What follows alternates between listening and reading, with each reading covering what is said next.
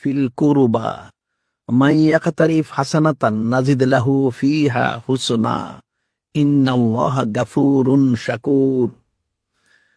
যিনি খালিক, যিনি মালিক, যিনি রব মহল, তিনি নিজে ইরশাদ মোবারক করেন, আমার হাবিব মাহবুব নূরে মুজাসসাম হাবিবুল্লাহ হুজুর পাক সাল্লাল্লাহু আলাইহি ওয়াসাল্লাম আপনি সমস্ত কায়নাতকে বলে দিন, কি বলবেন?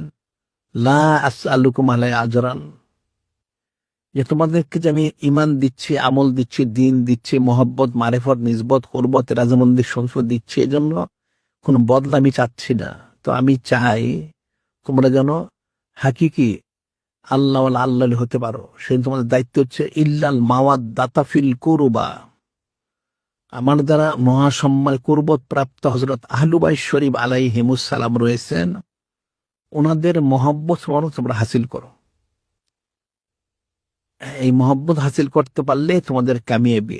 সেটা আল্লাহ বলেছেন, মাইয়াকতারিফ হাসানাতান নাজিদ লাহু ফিহা হুসনা, যারা নেকি কামাই করলো, অর্থাৎ কোন নেকিটা? হযরত আহলু বাইত শরীফ আলাইহিমুস সালাম ওনাদের মহব্বত তোমরা যারা অর্জন করতে পারলো, যিনি খালিক, যিনি মালিক, রব তিনি নিশান করেন, নাজিদ লাহু ফিহা হুসনা, আমি তাদের নেকির দিকে দ্বিগুণ বহুগুণ আমি বৃদ্ধি করে দিব। সুবহানাল্লাহি ফান্তাফিসুন।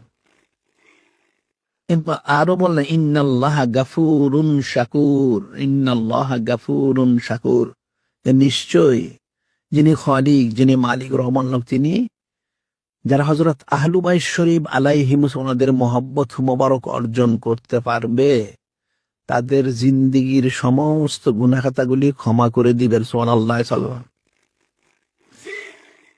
এবং শাকুর, যিনি খালিক, যিনি মালিক, যিনি রহমান, তিনি তো শুকরগুজারি করেন না, তিনি মর্যাদা বৃদ্ধি করে দিবেন। সুবহানাল্লাহ।